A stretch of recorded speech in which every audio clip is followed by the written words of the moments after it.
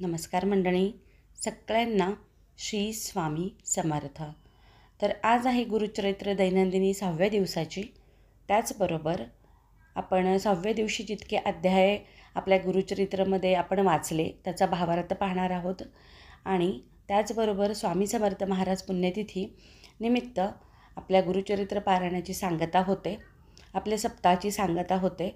तर त्यातील जितके अध्याय निघाले त्याची भावार्थ आणि त्याच्यासोबत आपण आरत्या कशा केल्या, नैवेद्य कोणते केले, कसे दाखवले हे देखील आपण ह्याच व्हिडिओमध्ये पाहणार आहोत. त्यामुळे व्हिडिओ शेवटपर्यंत नक्की पहा. चला तर मग व्हिडिओला सुरुवात करूया. तर गुरुचरित्र पारायण कालावधीतली 6व्या दिवसाची दैनंदिनी अगदी थोडक्यामध्ये.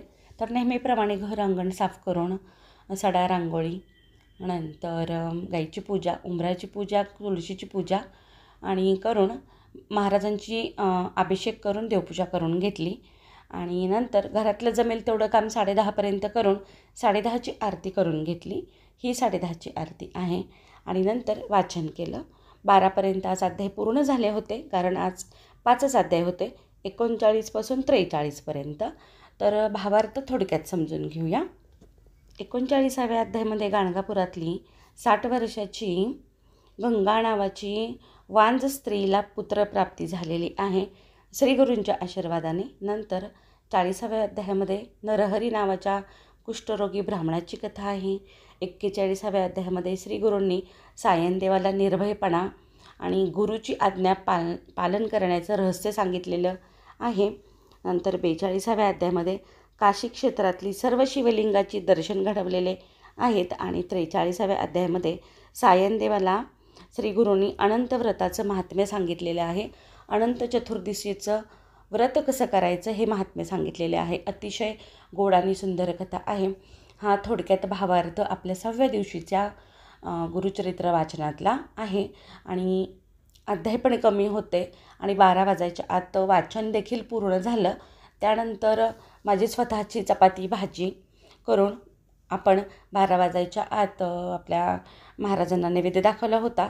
ते माझ्याकडून शूट करणं नाही झालं, कारण माझी बऱ्यापैकी तयारी पण चालू होती. गुरुचरित्र वाचन झाल्यानंतर तुमच्यापर्यंत व्हिडिओ पण वेळेवर गेला पाहिजे, ही पण तयारी चालू असते. आणि पुण्यतिथीचं पण बऱ्यापैकी प्लॅनिंग चालू होतं. त्यामुळं तो जेवणाचा व्हिडिओ नाही करण्यात आला, त्याबद्दल क्षमस्व. साधी आपली टोमॅटोची भाजी केली होती आणि चपाती, त्याच्यासोबत दही, असं माझं साधं जेवण होतं. मग ते महाराजांना दाखवलं. आणि नंतर संध्याकाळच्या आरत्या 6:30च्या आरत्या आपण नियमित करतो तशा 6:30च्या आरतीला देखील जमेल तो नैवेद्य ठेवून आपण सायंकाळच्या सर्व आरत्या घेतल्या. नंतर विष्णू सहस्रनाम, नित्यसेवा, तुकारामाचा अभंग, पसायदान, ह्या सर्व सेवा घेतल्या. आणि आपण दुसऱ्या दिवशीचं पाहूया. पुण्यतिथी म्हणजे 6 मे आपल्या स्वामी समर्थ महाराजांची पुण्यतिथी. त्याचबरोबर गुरुचरित्र पारायणाची समाप्ती म्हणजे सांगता, ती दैनंदिनी. तर आज 6 मे स्वामी समर्थ महाराजांची पुण्यतिथी. आजही चराचरामध्ये निर्गुण रूपात महाराज वास करतात. अक्कलकोटला जाऊन समाधीवर डोकं टेकवल्यानंतर जो आनंद होतो आणि जेव्हा आपण नतमस्तक होतो आणि महाराजांचा हात आपल्या डोक्यावर असल्याचं जी भावना, जी फिलिंग येते, तो अनुभव खरंच घेण्यासारखा आहे. अशी आपल्या अक्कलकोटच्या स्वामी समर्थ महाराजांची पुण्यतिथी आहे आज. तर आज गुरुचरित्र पारायणाची सांगता देखील. तर सकाळी नेहमीप्रमाणे लवकर उठून सडा रांगोळी, हा तर नेम आपण 7 दिवस केलाच. त्याचसोबत गाईची पूजा, तुळशीची पूजा, त्यासोबत उंबराची पूजा. आणि नंतर आज महाराजांची पुण्यतिथी असल्यामुळे आपण केले महाराजांचे अभिषेक. तर कोणकोणते केले महाराजांचे अभिषेक थोडक्यात समजून घेऊया. नेहमीप्रमाणे महाराजांना अगोदर स्नान घालायचं आणि नंतर गळती लावून महाराजांना पहिल्यांदा आपण पुरुषसूक्त घेत असतो. पण आज पुण्यतिथी असल्यामुळे सुरुवातीला गणपती अथर्वशीष घेतलं, नंतर रामरक्षा या स्तोत्राचे पहिल्या 9 ओव्या घेतल्या आणि नंतर पुरुषसूक्त, स्त्रीसूक्त नेहमीप्रमाणे आणि फलश्रुती हे अभिषेक महाराजांना केले. आणि नंतर त्याचबरोबर श्रीयंत्रावर देखील श्रीसूक्त, फलश्रुती आणि व्यंकटेश स्तोत्र हे अभिषेक झाले. हे आपल्या नित्यसेवेमधलेच आहेत, म्हणजे नियमित होतातच. पण आज फक्त आपण अथर्वशीष आणि रामरक्षाच्या 9 ओव्या घेतल्या इतकंच जास्तीचं केलं, बाकीचं आपण नियमित करतो तसेच अभिषेक झालेले आहेत. नंतर महाराजांना स्नानपन्न करून घेतलं आणि नंतर आपण वाचन केलं, कारण आज लवकर वाचन झालं होतं. 10:30च्या आरतीपर्यंत वाचन पूर्ण करून, पूर्ण नैवेद्य तयार करून, आरत्यांची तयारी करून, ताटं भरून व्हायला पाहिजे होती, त्यामुळे लवकर वाचन केलं होतं. तर आज होते आपले 44 पासून 53 अध्याय. तर ह्या सर्व अध्यायांचा भावार्थ अगदी थोडक्यात समजून घेऊया. तर 44व्या अध्यायामध्ये श्रीगुरूंची भक्ती करणाऱ्या विणकराची कथा आहे. सर्वजण यात्रेला जातात श्रीशैल पर्वतावर, पण तो जात नाही आणि गुरु त्याला बसल्या जागी पर्वतावर कसे पोहोचवतात ही गोड कथा आहे. नंतर 45व्या अध्यायामध्ये नंदी नावाचा ब्राह्मण तुळजापूरहून येतो श्रीगुरूंच्या दर्शनासाठी, स्वतःच्या अंगावरील कोड घालवण्यासाठी ही कथा आहे. 46व्या अध्यायामध्ये हिप्परकी गावातील नरहरी नावाच्या कवी ब्राह्मणाची कथा आहे. 47व्या अध्यायामध्ये गाणगापुरात दिवाळीच्या सणाच्या दिवशी श्रीगुरू वेगवेगळ्या 7 ठिकाणी कसे दर्शन देतात त्यांच्या शिष्यांना ही कथा आहे. 48व्या अध्यायामध्ये गाणगापुरात पर्वतेश्वर नावाच्या भक्ताची जोंधळे कापल्याची कथा आहे. नंतर 49व्या अध्यायामध्ये नामधारकाला सिद्धमुनी शिवपार्वती संवादाच्या स्वरूपात गुरुगीता सांगितलेली आहे. आणि 50व्या अध्यायामध्ये 9व्या अध्यायात एका धोब्याने म्लेच्छराजाचं वैभव पाहून आपल्याला तसे वैभव मिळावे अशी प्रार्थना गुरूंजवळ म्हणजे श्रीपाद श्रीवल्लभ यांच्याजवळ व्यक्त केली होती. तर तेव्हा त्यांनी आशीर्वाद दिला होता, जेव्हा मी नरसिंह सरस्वती अवतारात येईल तेव्हा तू बादशाह असशील किंवा तू राजा असशील. तर त्या आशीर्वादामुळे तो धोबी बिदरचा बादशाह म्हणून जन्माला आलेला आहे. आणि 51व्या अध्यायामध्ये बिदरच्या बादशाहाचा निरोप घेऊन गाणगापुराला गुप्तपणे राहण्याचा गुरु विचार करू लागले आणि देहाने श्रीशैलास यात्रेला जात आहोत असा देखावा त्यांनी निर्माण केला.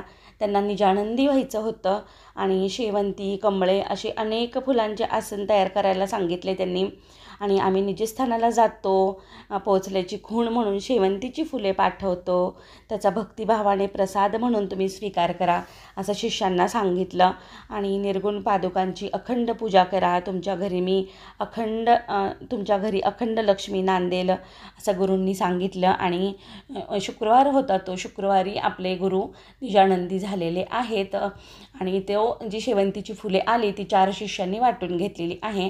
आणि जरी आपल्याला वाटत असेल आपले गुरु निजानंदी झाले तरी ते गुप्तपणे गाणगापुरात वास्तव्य करतात आणि भक्तांना दर्शन देतात, भक्ताच्या हाकेला धावून येतात. त्यांची भक्ती केल्यानंतर ती भक्ती सफलच होते. तर हे आहे 51व्या अध्यायातलं. आणि 52 आणि 53 अध्यायामध्ये अवतरणिका आहे पूर्ण ग्रंथाची, गुरुचरित्र ग्रंथाची पहिल्यापासून 53 अध्यायापर्यंत अवतरणिका आहे. आणि गुरुचरित्राचे नियम आहेत, कसे वाचावे, आहार विहार कसा असावा, त्याचबरोबर कोणत्या दिवशी किती अध्याय वाचावे हे देखील सांगितलेलं आहे. तर असं परमपुण्य पावन आपला गुरुचरित्र आज आपण सांगता केलेली आहे. आपला आज हा ग्रंथ वाचून पूर्ण झालेला आहे. तर सर्व अध्यायांचा भावार्थ मी थोडक्यात घेतला आणि काही चुकलं असेल, काही राहिलं असेल तर खरंच मनापासून क्षमा करा. आणि मी फार छोटी आहे हे अवतरणिका गुरुचरित्र भावार्थ सांगण्यासाठी, पण महाराजांनी कधी बुद्धी घातली, कशी घातली आणि माझ्या मनात आलं की आपण गुरुचरित्र पारायणाला बसल्यानंतर रोज दैनंदिनीसोबत आपल्या गुरुचरित्रामध्ये रोज जेवढे अध्याय आपण पठण करू त्याचा भावार्थ आपण आपल्या व्हिडिओद्वारे आपल्या व्ह्यूवर्सला पोहोचवू. जे लोक पारायणाला बसलेले नाहीत त्यांच्यापर्यंत ही सेवा पोहोच करू. ही कुठेतरी महाराजांची इच्छा असेल कदाचित आणि त्यांनी मला त्या योग्यतेचं समजलं असेल, त्यामुळं माझ्या तोंडून तो भावार्थ वधवून घेतला. बाकी काही नाही, सगळं महाराजांची इच्छा असते. आपण फक्त काहीच नसतो, त्यांच्या इच्छेच्या पुढे त्यांची इच्छा झाल्याशिवाय काही होत नाही. तर असा हा आपण भावार्थ रोज ऐकलेला आहे. कसा वाटला कमेंट करून नक्की सांगा. आणि खरंच काही चुकलं असेल तर मनापासून क्षमा मागते. आणि गुरुचरित्र ग्रंथाची भावार्थाची सांगता करते. आणि समाप्ती करते. महाराजांच्या आशीर्वादाने सर्व नियमांचं काटेकोर पालन करून आपण हा सप्ताह केलेला आहे. जितके नियम केंद्राच्याद्वारे आपल्यापर्यंत पोहोचले तितके सगळे नियम, आहार विहार, विचार, सगळे नियम आपण काटेकोरपणे पाळलेले आहेत, असं आपली सप्ताहाची सांगता झाली. त्यानंतर आता आज पुण्यतिथी महाराजांची, त्यामुळे पुण्यतिथीची देखील सेवा. तर कोणती आहे ती सेवा, कोणती केली मी सेवा, चला बघूयात. आज गुरुचरित्र पारायणाची सांगता, त्यामुळं महाआरती करण्याचे आदेश आलेले होते केंद्रातून. केंद्रामध्ये जे सेवेकरी बसलेले आहेत त्यांना देखील पुरण आणायला सांगितलं होतं 9:30 वाजेपर्यंत. आणि मी केंद्रात देखील फोन करून विचारलं होतं ताईंना की आपण पण घरी करायची का आरती, म्हणजे आम्ही जे घरी बसलेलो आहोत. त्यांनी तर हो म्हणून सांगितल्या. नंतर मग मी पुरणपोळीचाच बेत महाराजांना नैवेद्यासाठी करायचं असं ठरवलं होतं. त्यामुळे सगळं करत करत एक काम करत करत दुसरं चालू होतं. आणि पुरण वगैरे झालं माझं. आणि बरोबर 10:30 वाजता आरती नाही करण्यात आली. थोडीशी माझी आरती पुढे गेली बरं का, कारण प्रपंच करून परमार्थ करायचा म्हटलं ना तर वेळेचं थोडंसं पुढे मागे होतं. वाचन जसं माझं संपलं तोपर्यंत आमच्या गावाकडच्या एक आजी येऊन बसल्या, ज्या मंगळवार शुक्रवार जोगव्याला नेहमी येतात, पण त्या आज अचानक कशा काय आल्या. मग थोडीशी त्यांची परिस्थिती पण नाजूक आहे. मग 5-10 मिनटं माझा असं वेळ तिथं गेला त्यांच्याकडं, त्यांना थोडं हे दे ते दे करण्यामध्ये. तर थोडं मग असा वेळ पुढे आला. आता संक्षिप्त सांगायला लागले तर परत इथला वेळ वाढेल.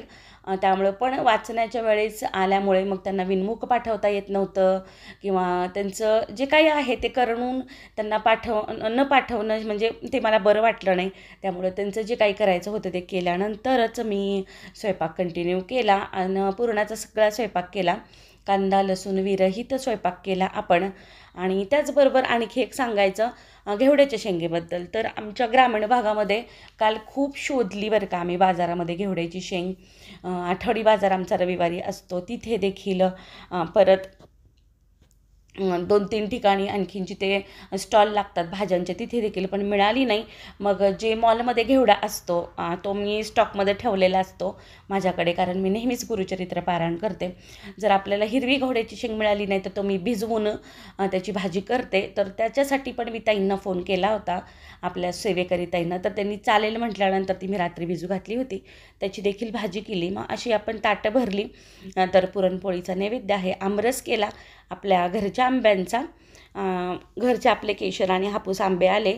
आणि पालकाचे मी भजे केले, कारण बेसनाचे भजे महाराजांना आवडतात म्हणून. त्याचसोबत भात, कुरवडी नाही पापड, कुरवडी चालत नाही नैवेद्याला. आणि त्याच्यासोबत पानाचा विडा. तर महाराजांच्या पानाचा विडा आज मालकांनी केला. 5 पानं. नंतर त्याला मी नवीनच कात आणि चुना आणायला सांगितला होता, कारण बनवून विडा आणू नये बाहेरचा, घरी केलेला विडा लागतो महाराजांना म्हणून. मग तो पानाचा विडा आणि एखादं फळ असावं म्हणून मी आपल्याकडे चिक्कू आलेलं आहे शेतातलं पिकलेलं. मग ते चिक्कू त्याचे तुकडे करून एका वाटीमध्ये ठेवले. तर आपल्या महाराजांचं असं ताट. आणि सगळ्या ताटा नैवेद्यावर मी तुळशीपत्र ठेवलं आज. तर आपण एक महाराजांना ताट, एक आपल्या ग्रंथाला ताट, एक आपल्या दत्तगुरूंना ताट आणि एक आपल्या कुलदेवीला ताट, असे 4 ताट मांडलेले आहेत. आणि प्रत्येकाचं पाणी वेगवेगळं ठेवलेलं आहे. आणि प्रत्येक ताटाला 3-3 वेळेस आपण पाणी फिरवलेलं आहे. आणि सगळ्या पाणी फिरवून झाल्यानंतर परत सर्व ताटे झाकून ठेवली आणि नंतर मग आरती केली. तर आरती करताना देखील बरं का पुरणाची आरती केली, म्हणजे महाआरती केली. प्लेटमध्ये पुरण घेतलं, त्यावरती शुद्ध गाईच्या तुपातल्या भिजवलेल्या फुलवाती 21 ठेवल्या. 21 ठिकाणी जमल ठेवायच्या, नाहीतर एका ठिकाणी मी ठेवल्या.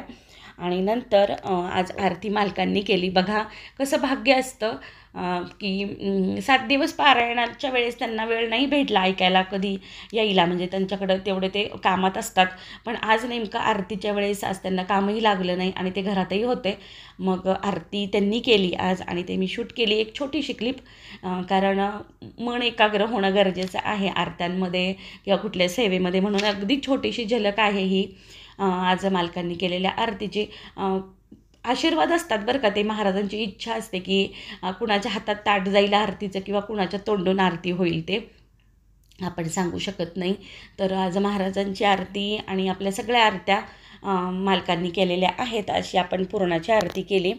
तर आरत्यांमध्ये सकाळच्या जी आपली गणपतीची आरती, स्वामी समर्थ महाराजांची आरती आणि दत्तगुरूंची आरती आणि त्याचबरोबर आईसाहेबांची आरती आणि खंडोबाची आरती अशा घेतल्या आरत्या सर्व. आणि नंतर ताटं झाकल्यानंतर आरत्या केलेल्या आहेत आपण. ती क्लिप पुढे आहे बहुतेक, 1 मिनटं. आणि हो, इथे एक सांगायचं राहिलं, आपण 4 नैवेद्याची ताटं भरली. त्याचसोबत आपण कुत्र्याला आणि गाईला देखील चाणक्या करून भरलेलं आहे. तर अशी ताटं आपण झाकून ठेवली आणि पाणी वेगवेगळं ठेवलं. आणि समोर मी एक वेगळा गडू मूर्तीसोबत आहे, समोर आहे. आणि परत ताटाचा वेगळा गडू ठेवलेला आहे बरं का. आणि हे लक्षात घ्या, तो गडू उचलायचा नाही. आपण ताटासोबतचा वेगळा गडू नेहमी ठेवायचा. नेहमीच्या पण नैवेद्याला, रोज आपण जो नैवेद्य दाखवू ना, तर त्या नैवेद्याला जो आपण महाराजांजवळ पाण्याचा गडू ठेवलेला असतो तो उचलायचा नाही. दुसऱ्या पाण्याने पाणी फिरवून नैवेद्य दाखवायचा. तर आपली अशी आरती आज मालकांनी केलेली आहे. आज त्यांच्या भाग्यात होती आरती करायची. गुरुचरित्र सांगता ते म्हणतात ना, कुठेतरी ते पुण्यच असावं लागतं, थोडंफार का होईना. त्याच्याशिवाय ती वेळ येत नाही महाराजांच्या सेवेमध्ये थोडाफार का होईना खालीचा वाटा उचलण्याची. तर असं आज केल्या आरत्या. पुरणाची आरती अतिशय सुंदर असं प्रसन्न वातावरणामध्ये आपण महाराजांच्या आरत्या केलेल्या आहेत. तर तुम्हाला सांगते, धूप, नंतर उदबत्त्या, आरत्या आणि त्याचसोबत आपल्या तुपांच्या वाती ज्या गजरामध्ये आपल्या महाराजांच्या आरत्या झालेल्या आहेत. तर ते शब्दात सांगता येत नाही, इतक्या सुंदर आरत्या झाल्या महाराजांच्या. आणि 2 मिनटं ते अक्कलकोटसारखं किंवा आणखीन आपल्या दत्तगुरूंच्या स्थानासारखं फील झालं बरं का. इतक्या सुंदर अशा आरत्या झालेल्या आहेत. आणि आरत्या झाल्यानंतर जेव्हा आपण ताट खाली ठेवू ना, मालकांनी ताट खाली ठेवलं त्यावेळेस सद्गुरू प्रार्थना घेतली मी. आणि त्याचसोबत सद्गुरुनाथा हात जोडितो अंत नको पाहू. आणि त्याच्या अगोदर मंत्रपुष्पांजली घेतली. थोडंसं सांगताना क्रम चुकतो, पण जेव्हा आपण घेतो ना नित्यसेवेमध्ये त्यावेळी तो बरोबर येतो. तर त्यानंतर धन्य धन्य हो प्रदक्षिणा, सद्गुरुरायाची ही प्रदक्षिणा देखील घेतली. नंतर महाराजांना नतमस्तक होऊन 3 वेळेस मुजरा केला.